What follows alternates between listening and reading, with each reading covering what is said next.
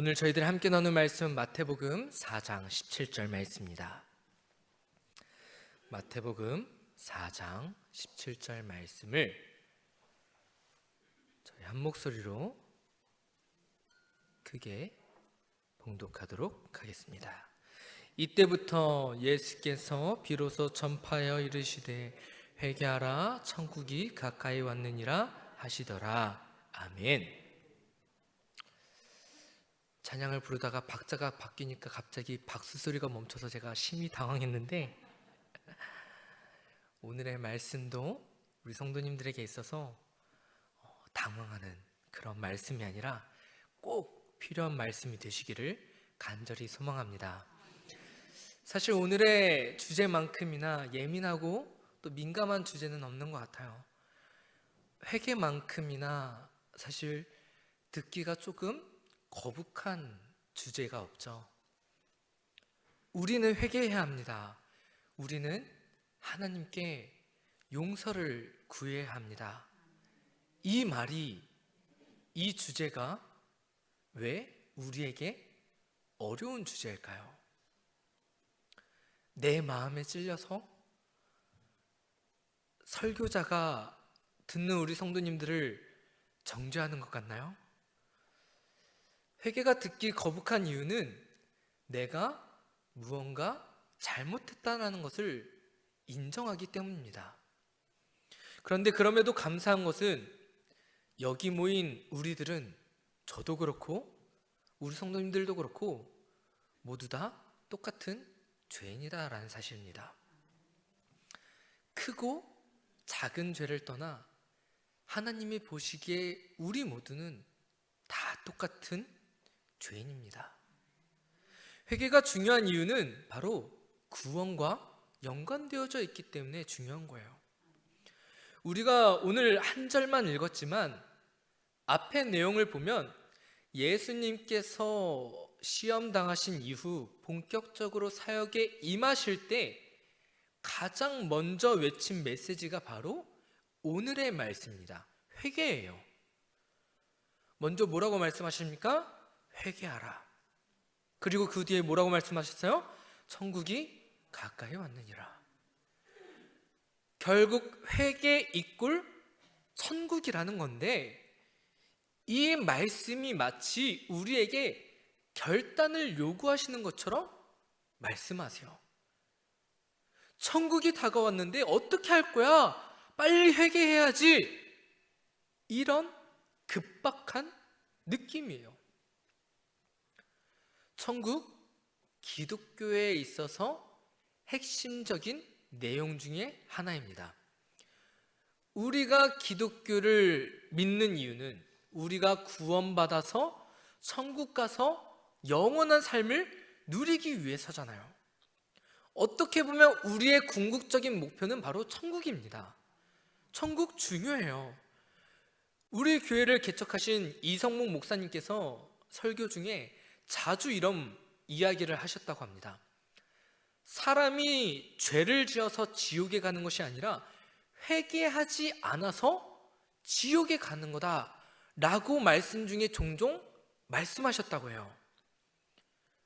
그런데 오늘의 말씀의 제목이 뭐예요? 회개 이꼴 복음이에요. 그 이유가 있습니다. 먼저 회개가 뭐예요? 하나님께 우리의 죄를 자복하는 것입니다. 하나님, 내가 이런 죄를 지었습니다. 하나님 용서해 주세요. 이게 바로 회개예요. 그러면 우리 성도님들은 얼마나 회개하십니까? 우리 성도님들도 아마 이거 아실 거예요. 손가락 5개 펴서 기도 순서 뭐죠? 첫 번째, 네, 하나님께 감사, 하나님께 찬양하는 것. 두 번째, 회개. 세 번째 뭐죠? 모르시나요? 네?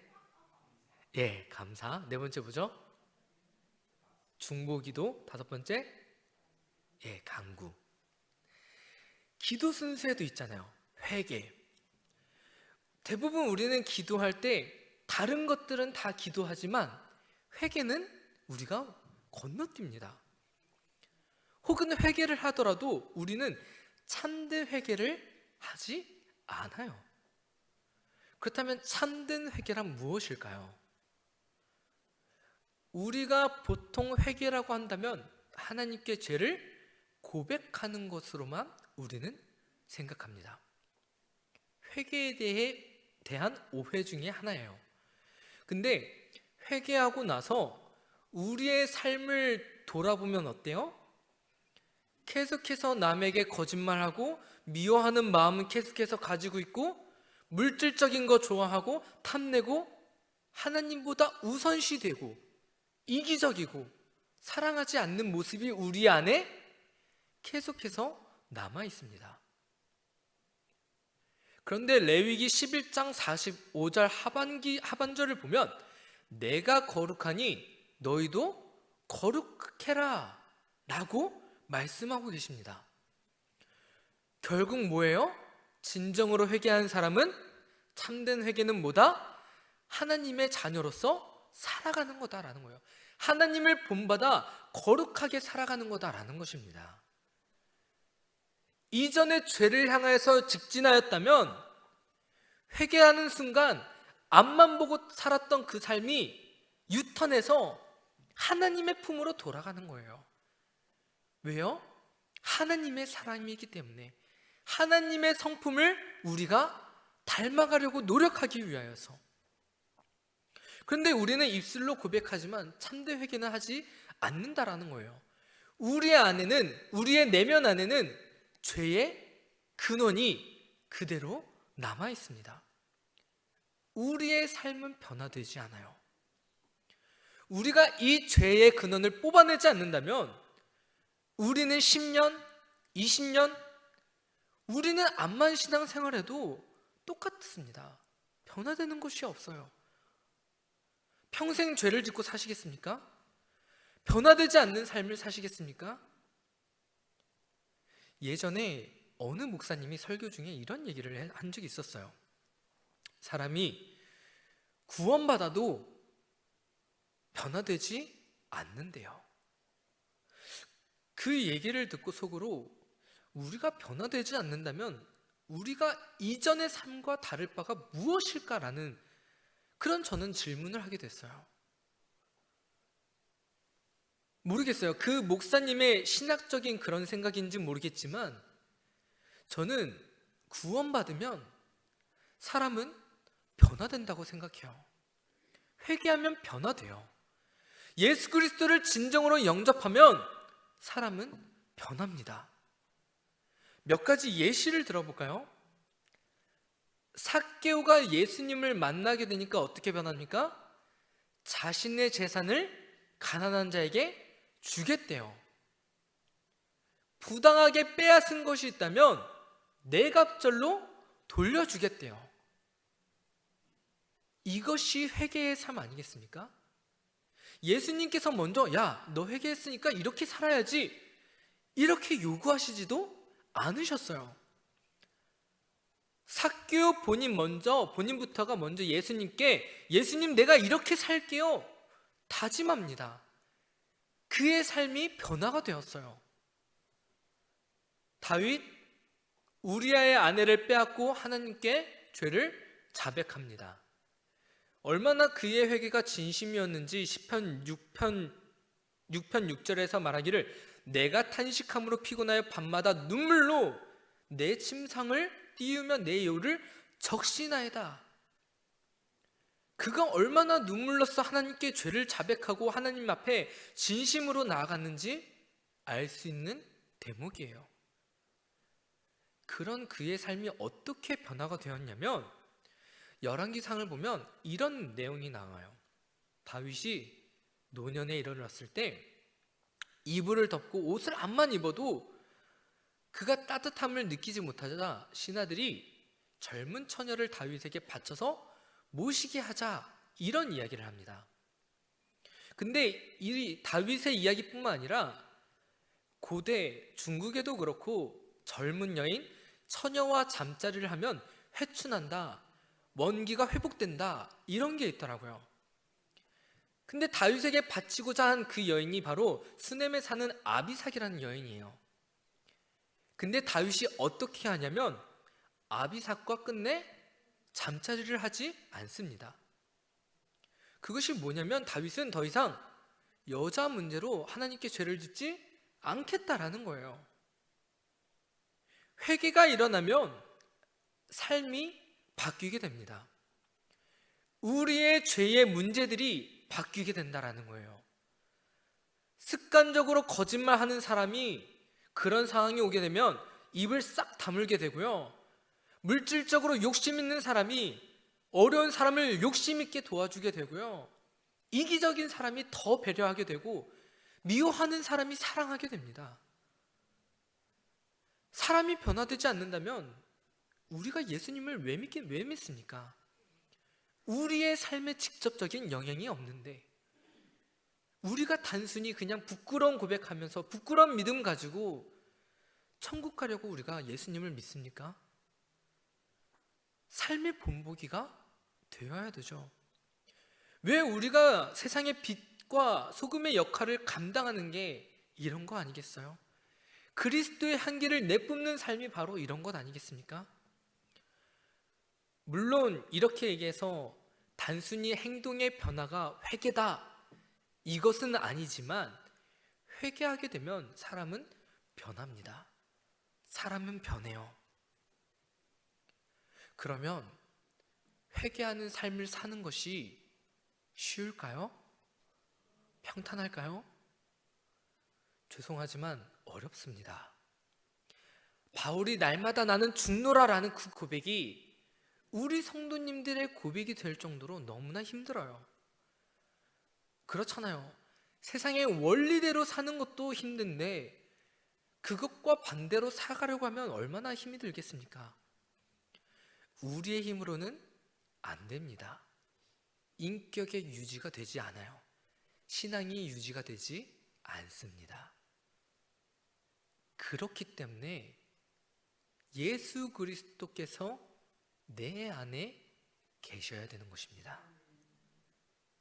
그래야지만 내가 죽는 삶, 내가 낮아지는 삶, 예수 그리스도의 안에 거하는 삶이 유지가 되는 것입니다. 우리의 힘으로 노력해봐요. 암만 노력해도 되지 않아요. 그래서 회개에는 뭐가 뒤따르냐면 예수 그리스도를 인격적으로 경험하는 것이 바로 뒤따라옵니다. 예수 그리스도를 인격적으로 경험해야지만 회개가 일어나는 거예요. 그럼 그 회개가 한 번으로 이루어지느냐? 그것도 아니에요. 우리가 예수 그리스도의 자녀로서 살아가려고 반복되는 죄의 행실을 끊으려고 노력하지만 변화되지만 때로는 우리는 죄를 짓는다는 거예요. 그렇기 때문에 우리는 계속해서 죄를 고백해야 됩니다. 회개가 필요해요. 이거를 참여라고 합니다. 다윗도 그랬고 바울도 그랬고 마지막으로 갈수록 그들은 철저하게 하나님께 회개하였습니다. 어거스틴이라는 사람도 열흘 동안 아무것도 안 하고 회개만 할 정도로 회개는 반복적으로 이루어져야 됩니다. 회개를 한다는 것은 결국 하나님께 돌아가는 것입니다. 예수 그리스도를 영접하고 하나님의 사람으로서 살아가는 것입니다. 우리나라 기독교 역사에도 이런 경험을 한 사람들이 있어요. 1907년 평양 장대영 교회에서 평양 시내 네 교회가 연합 집회 형태로 부흥회를 하였습니다. 그때 강사로 있었던 분이 바로 길선주라는 장로님인데 그가 설교 대신 했던 것이 바로 사람들 앞에서 회개한 것입니다. 자, 나는 아간과 같은 죄인입니다. 놀라운 것은 그의 고백으로 인하여서 새벽까지 수많은 교인들이 하나님께 회개하기 시작하였고 그것으로 그친 것이 아니라 그 죄악을 청산했다라는 것입니다. 훔쳐간 돈을, 물건을 그 주인에게 돌려주었고 타인에게 상처를 준 것에 대해 용서를 구하기 시작했다는 거예요. 근데 그것이 그곳에서만 일어나는 것이 아니라 전국에 그 놀라운 역사가 일어나게 되었다는 것이죠. 이들의 고백으로 인하여서 전국적으로 부흥의 불길이 타오르기 시작했어요. 이 운동은 우리 성도님들도 한 번쯤 들어보았을 것이에요. 바로 평양 대부흥 운동입니다. 그러면 왜 오늘날에는 이러한 역사가 일어나지 않는 것일까요? 그 당시보다 좋은 예배당에서 우리는 예배를 드리고 있고 너무나 다양한 프로그램들을 우리는 경험하고 있어요. 그런데 왜 그런 역사가 지금 오늘날에는 왜 이루어지지 않는 것일까요? 우리가 무언가 하면 삶의 변화가 있어야 돼요. 부흥되어져야 됩니다. 그 당시에만 반짝 뭔가 있다고도 결론적으로 남는 것이 없어요. 삶의 변화가 일어나지 않아요. 마태복음 18장 3절 말씀에 이르시되 진실로 너희에게 이르노니 너희가 돌이켜 어린아이들과 같이 되지 아니하면 결단코 천국에 들어가지 못하리라라고 말하고 있습니다. 이러한 역사가 일어나지 않는 것은 우리의 믿음이 어린아이와 같이 순수성을 잃어버렸기 때문입니다. 예수님께서 이 말씀하시면서 어린아이와 같이 되라라는 것이 아니에요. 어린아이와 같은 그 순수한 믿음이 있기를 원하신다라는 것입니다. 그 전제가 뭐예요? 너희가 돌이켜 회개하고 돌이켜라라는 거예요. 이 말씀에서도 오늘의 말씀과 똑같이 말씀하고 계시잖아요. 너희들이 돌이키지 아니하면 천국에 들어가지 못할 것이다. 어린아이와 같은 믿음이 뭐예요? 주면 받아들이잖아요. 순수함을 가지고 있잖아요. 그런데 오늘날 우리는 그 순수성을 너무나 많이 잃어버렸다는 거예요. 그렇기 때문에 오늘날 부흥이 일어나지 않는 것이고 역사가 일어나지 않는 것입니다. 오해하면 안 되는 것이 이거는 우리 성도님들만의 문제가 아니에요. 먼저는 말씀을 전하는 저부터가 문제예요. 길선주 장로를 뭐라고 소개하냐면 그 부흥회를 인도하기 전부터 그는 영적인 사람이다라고 말하고 있어요. 기독교 역사상 그는 부흥 강사이기 전에 영적인 사람이었다라고 그를 소개합니다. 제가 여기서 저의 죄를 다 고백해 볼까요? 정말 부끄러운 죄들까지? 제가 고백하면 우리 성도님들도 같이 고백하시겠습니까? 안 그래요. 왜요? 저부터 영적인 사람이 아닌데 무슨 부흥 운동이 일어나겠습니까? 무슨 오순절 성령 강림의 그 역사가 일어나겠어요. 그러니까 같이 우리들의 문제, 저와 우리 성도님들의 문제, 그 근본적인 문제를 우리가 해결해 보자라는 거예요. 우리가 프로그램 중요합니다. 교회에서 하는 프로그램 중요하죠. 그것을 부정하는 것이 아니에요. 이번 주에 있을 찬양축제 즐겁죠. 은혜되죠. 그런데 그보다 우선순위 되는 것이 우리의 근본적인 문제를 해결하자라는 거예요. 그래야지 그런 프로그램도 우리의 삶의 변화에 있어서, 우리의 영적인 변화에 있어서 한 획이 되는 것입니다. 사랑하는 성도님들, 말씀을 정리하겠습니다. 오늘날 한국교회가 변화가 되려면, 한국교회가 살아남으려면, 한국교회가 부흥하려면 우리의 근본적인 문제가 해결해야 가능한 것입니다. 이거는 제가 주장하는 게 아니라요, 영적으로 뛰어난 목사님들이 예전부터 계속 주장해왔던 거예요. 다른 분들이 평화만을 외칠 때, 복받아라라고 외칠 때 누군가는 계속해서 회개해야 합니다. 하나님께 돌이켜 나가야 합니다. 우리가 복음을 전해야 합니다. 이것을 외쳤다라는 거예요. 우리가 오늘날 받을 복 많이 받았잖아요. 일제강점기를 겪고 전쟁을 겪었는데도 빠른 시간 내에 이렇게 성장하게 된 것이 다 하나님의 복이지 무엇이겠습니까? 그런데 그러니까 어떻게 됐어요? 교회는 점차 줄어들고 가고 있어요. 점점 더 교회가 무너져 가고 있어요. 부흥하는 교회를 찾기가 이제는 너무나 어려워요. 우리가 받을 복 많이 받았으면 그만큼 교회도 성장해야 되는데 오히려 죽어가고 있어요. 이것이 정상적입니까? 이것이 우리나라만의 문제가 아니에요. 전 세계적으로 똑같이 경험하고 있는 동일한 문제다라는 거예요. 이대로 가다간 한국교회 다 죽습니다. 한국교회를 살리길 원하십니까? 우리 교회를 살리길 원하십니까? 다시 한번 부흥을 경험하고 싶으십니까? 그러면 많은 것을 바라는 것이 아니라 먼저는 우리가 먼저 변화되어야 돼요. 우리 안에 있는 그 본질적인 문제를 같이 해결하기를 원합니다. 우리의 죄를 하나님께 자복하기를 원합니다. 우리의 죄를 자복하고 끝이 아니라 우리의 삶으로서 실천하기를 원합니다. 변화는 작은 것으로부터 시작됩니다.